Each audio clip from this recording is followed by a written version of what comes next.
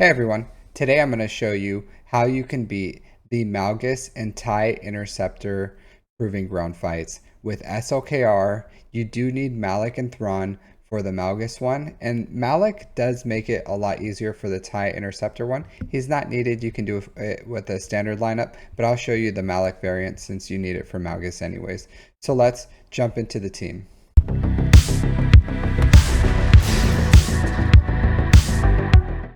So these are the two teams I used for this fight.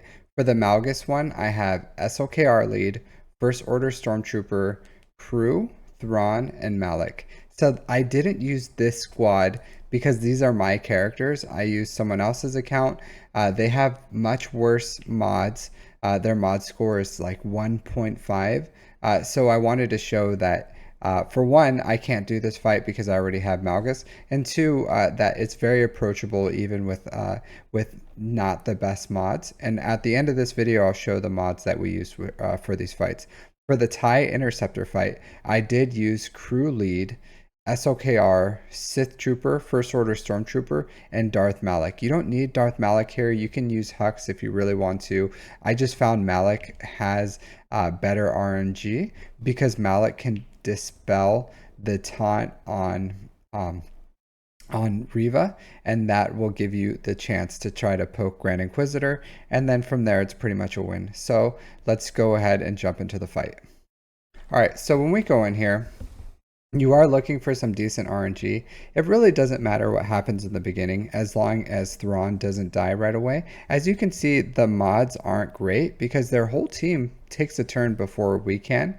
But the first thing you're going to do is you're going to swipe on SLKR, and then you're going to try to fracture Malgus, and that's the best RNG you can. If you look and see, I'm trying to look at whose turn is next so that I can strategically place Deathmark as best as I can. So sometimes if you wonder like why'd I do some weird moves, it's because I'm trying to either keep them alive or kill them to the best of my ability. So as you can see, this is a perfect time to kill him because the whole team is going to take a turn next, and it gives me a lot of chances where Deathmark's going to land on one of the ads. So from here, I'm just going to kill Darth Talon and try to do my best to get some RNG where another character is going to get the Deathmark instead. So SLKR can't get Deathmark, so it doesn't really matter if his turn is after that, but we got lucky with the Sith Assassin taking a turn after and using a damage ability, so she got Deathmark. I still have a tank and Thrawn left, so this is still decent RNG. That pretty much at the end when you just have Malgus, that's what you're looking for. Is you're looking for a little bit of a buffer with the tank in there, and then Thrawn needs to survive so that you can fracture Malgus. So I'm going to swipe, kill Sith Assassin here. We get Deathmark on Darth Malgus. Not ideal in the beginning because I do want to kill all the ads first. But right now I have a tank alive, I have Thrawn alive, and I have full ult. So this is definitely one where we can win. So I'm at this point, I'm just going to swipe as 3 times so I can try to kill Bastila as much as I can. And I'm weakening Malgus and strengthening, building up my mastery as well. So I'm going to swipe again to try to kill her. So this is perfect RNG right here. I just have to make sure. The only thing that's not good right now is Crew isn't taunting and Thrawn's out in the open. So this is good RNG. If Malgus would have just dunked on Thrawn, it would have been a loss. But luckily he basicked on SLKR. I'm going to basic on Crew to get that taunt back up. And then I'm going to have Thrawn's turn here. So I'm just going to poke to build a little more stacks. So now I can swap turn meter here with SLKR. That'll give me a quick Thrawn second turn so that I can fracture him. And then also build up my ult a little bit. So I'm a basic here. Thrawn's going to fracture. And at this point, it's a win. Absolutely a win. So from here, I'm just going to basic to build up my ult charge. SLKR is ramped up pretty well at this point. I'm going to ult. That's going to give me 3 turns. And at the end here, you just want a basic to do the max amount of damage to kill him. And then boom, a win. And that's the strategy. Pretty easy. I can generally do it within 5 turns or 5 times with this RNG. So I did this fight for every single one of my my Malgus shards, and it was very, very reliable. Sometimes I got it the first try, but it was no more than 5 tries. I do have better mods than this, so it was a little better RNG, but these are some really not great mods that I did with these characters, and we were able to beat it pretty much the first time once we got SLKR's mods dialed in correctly. So this is a very reliable strategy if you have the SLKR. If you got SLKR from the Lightspeed bundles, you want to go for the Leviathan. Just farm Malik to R3 and then get Thrawn to R3, and this will be very easy. So for the next fight, we have the Tie Interceptor fight.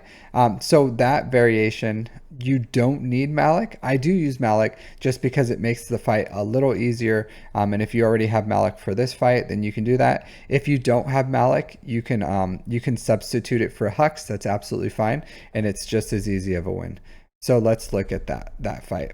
All right, so he does something a little weird with his screen, but just ignore that. So this was perfect RNG. They did an AoE. Faust assisted. When he did, he took off, dispelled the taunt on Riva. So from here, I'm going to be able to get a stun on Grand Inquisitor right away, and that's exactly what I want. So once Grand Inquisitor is controlled, I'm just going to try to do as many AoEs as possible to build up SLKR's ult, and also swipe as much as possible on SLKR's ult as well. So if you can see here, we're just going to dispel the taunt on her and stun her because you can't. She takes reduced health % damage, so it wouldn't matter if I use the life drain anyways. So I'm going to life drain on Grand Inquisitor over here because Riva's already not taunting. So that did a good amount. It didn't heal him because of shock. Not a big deal. I don't need him. He's already done his job. At this point, I'm just going to go into ult. So you immediately go into ult as much as you can because that's going to give you tons of turn meter off that crew lead. And then you're just going to keep swiping as much as you can and ulting as much as you can. As you can see, the Inquisitors are building up tons of dots. So you go ahead and just try to ult and swipe as much as possible. So here I swipe and then boom, I pretty much have full turn meter, and then I'm just going to go into an ult, and then you just keep doing that ult swipe, ult swipe, ult swipe, and it's a win from there because as you're getting stronger and cleansing your dots because you're going into ult, they're building up dots and they're just going to die of sadness. So once it's pretty much Riva, and I was ability blocked here, so that's unfortunate, but still doesn't matter. Still ability blocked, but you can jump into ult, and then I'm just going to control her, and you just stun her and basic from this point. Just keep basicking and stunning. It's pretty easy. You basic here because you get 3 hits, so you're just trying to build up your turn meter as much as possible. So go 3 hits, and then you just keep her controlled. And that's it. That's the strategy of how to beat her on the Tie Interceptor. We did this after one fight. Super easy. So here's the mods. As you can see, 559 speed, a decent amount of health. You don't need that much health. And really low damage, like super low damage. More damage would have made this a lot better and more speed. But, you know, this is what we have. The health doesn't really matter on here. Thrawn, try to aim for above 300 speed. This is the best mods he has on this account was 301 speed. Malik, just as much protection as you can. If you can get some tenacity on him, that's great, but protection is really important. So for First Order Stormtrooper, just some survivability. His was really squishy, not a lot of speed, not modded well. Generally, you want all protection and survivability. As much health as you can on crew. He didn't have great health mods. He did have a crit avoidance arrow. I don't think it was very important. You can do that, but generally you want health. And then just some damage for Sith Trooper. Again, like not great modding at all, like super low damage here. So overall, very approachable modding here, very easy strategy. If you have all the difficulty is just getting SLKR and Malik in your account and Thrawn. Thanks for watching my video. I hope you learned something. If you like this content, go ahead and like and subscribe, and I'll see you next time. So take care.